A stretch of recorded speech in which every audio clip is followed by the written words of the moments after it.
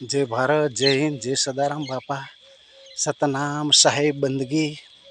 मित्रों, આપણે ખરેખર તમે ભક્તિની તાકાતની વાત કરીએ ને તો એક ભગત હતા, એમના પાસે એક દારૂડિયો જુગારીઓ સોર માલ્યો. સોર જઈને કીધું, ભગત તમે ભગત થઈ જો કે ભગત થયું, પણ તમે જે મારે પોષ વસ્તુ છે એ મુની પાળો, દારૂ જુગાર ખોટો ધંધો બધી રીતે. કે સારું, કશું નહીં.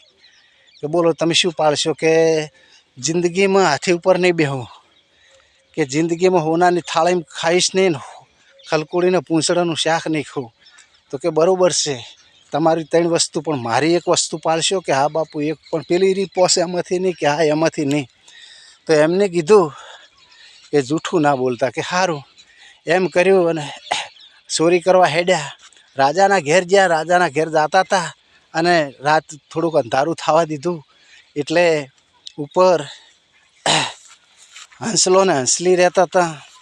એને કીધું કે આપણી આ વીઠ લઈને કોક જો પીડાતો હોય અને સોંપડે ને તો જિંદગીનો રોગ મટી જાય. એટલે જિંદગીનો રોગ મટી જાય.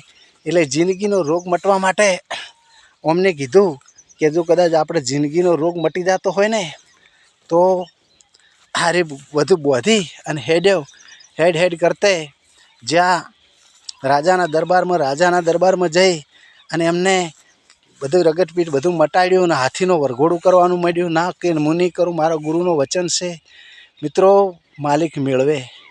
આ શોર્ટમાં પટાવું છું, સમજજો. આ વિડીયો આગળ વધારજો, શેર કરજો, ફોલો કરજો, લાઈક આપજો. સદારામ બાપા બોલજો.